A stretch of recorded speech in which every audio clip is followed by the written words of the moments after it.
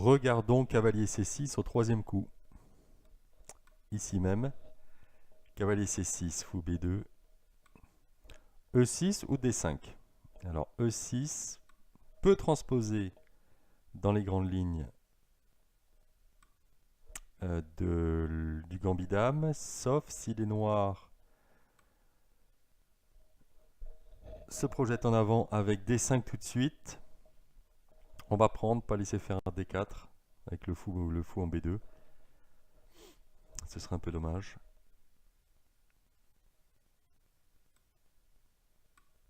Alors cavalier prend bien sûr, il laisse le fou F8 contraint de défendre le pion G7. Donc pion prend, fou G2. Alors sur D4, bien sûr, c'est un peu ambitieux, mais enfin ça abandonne quelques cases, notamment celle-ci. Fou E7. Cavalier A3. Petit roc, cavalier C4.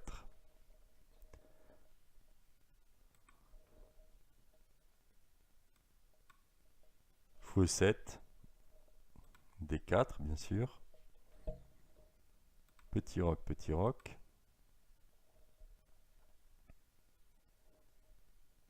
Cavalier E4 avec l'idée de profiter du clouage, ici même.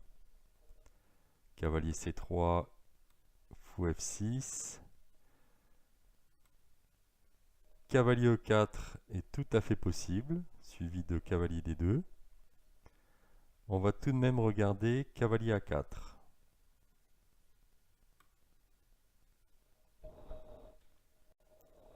Petit coup intéressant.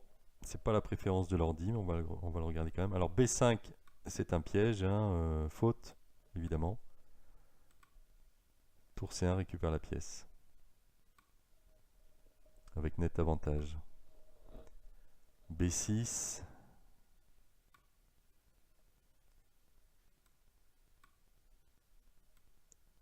Et les blancs vont lutter contre les pions pendants. Ici même, cavalier A4. À une position équilibrée. Sachant que, à noter, à la place de cavalier A4, on aurait pu jouer tec-tec, cavalier D2, suivi d'une prise en E4, avec une position, ma foi, plus ou moins égale, également. Ok, alors passons à D5, au quatrième coup, D5 direct, tec-tec. Alors ici, on peut évidemment jouer plusieurs coups, mais cavalier C3 a l'air de mettre plus de pression sur la position noire et peut être combiné avec des prises et des fous C4 tempo sur la dame. Alors que peuvent jouer les noirs? Fou G4 suivi de E6 ou E5. Alors fou G4, E3. On est contraint d'abandonner notre double franchietto. On commence par G3, on peut pas. Cavalier B4 ou E6. Alors cavalier B4, ça nous entraîne par ici en B1, E6. Allez, on chasse cette petite chose. Et là, l'intérêt à noter pour les blancs, c'est que à tout moment, le pion G7 va être en l'air dès que les noirs cherchent à se développer. C'est gênant ça pour les noirs.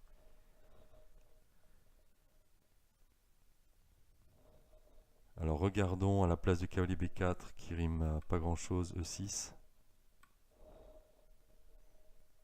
Cavalier prend.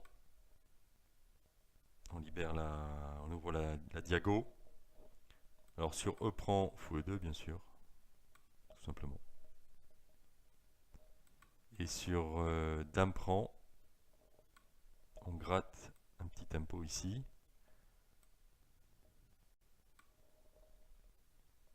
Dame H5 est possible aussi. Petit roc. Fou E7. H3.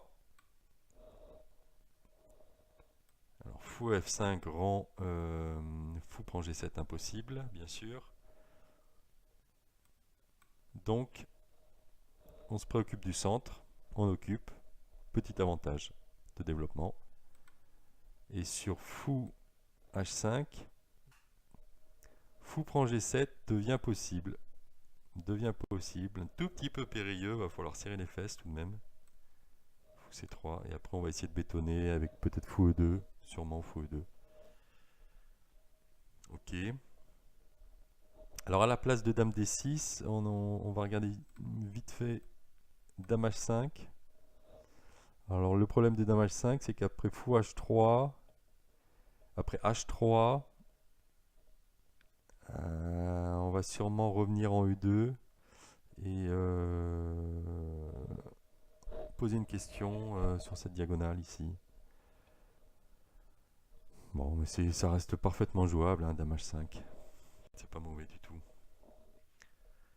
Ok. Donc, on en a terminé avec fou G4. Regardons E5. Encore une fois, on n'a pas le temps. On n'a pas le temps de jouer G3, là, c'est trop lent, là. Les noirs sont en train de s'installer. Il faut taper. Il faut taper le centre.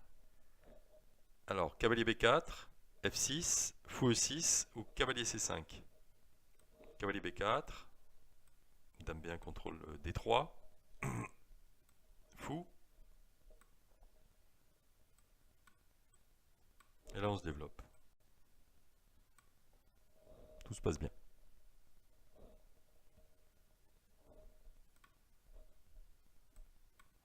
F6. On va gratter un temps. Sur dame D6, D4. Et sur dame E4,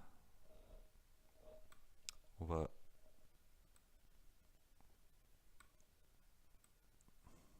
regarder les noirs s'embourber dans leurs idées. Voilà. Les blancs vont probablement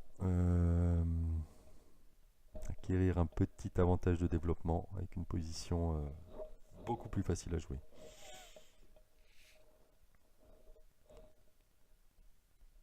Alors F6, on l'a vu. Regardons fou E6. Cavalier D5, attaque E5. Donc dame prend. Et là, tout simplement, cavalier G5. Petit souci pour les noirs là.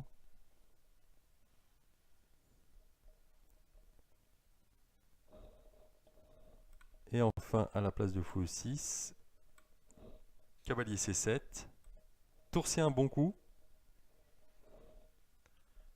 À retenir, hein, tour C1, c'est très important de bâtir un peu d'initiative là, tout de suite. Sur F6, on attaque le pion. On défend, on continue.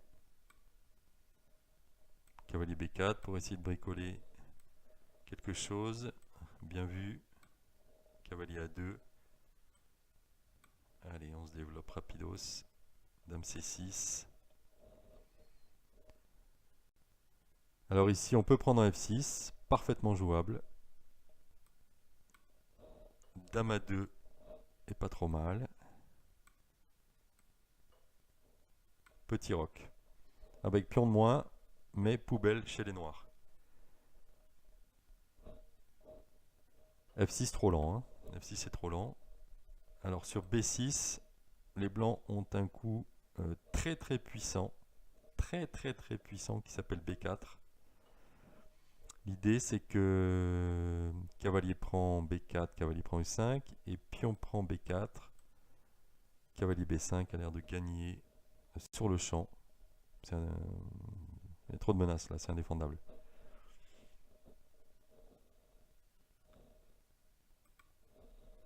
Alors sur le plus conservateur, B4 fou B7 évidemment. Fou prend. Et là on va ramasser la paire de fous plus la structure de pion. Donc à militer, à se souvenir, tour C1 ici, là, très important après cavalier C7. Tour C1, c'est le coup clé, hein.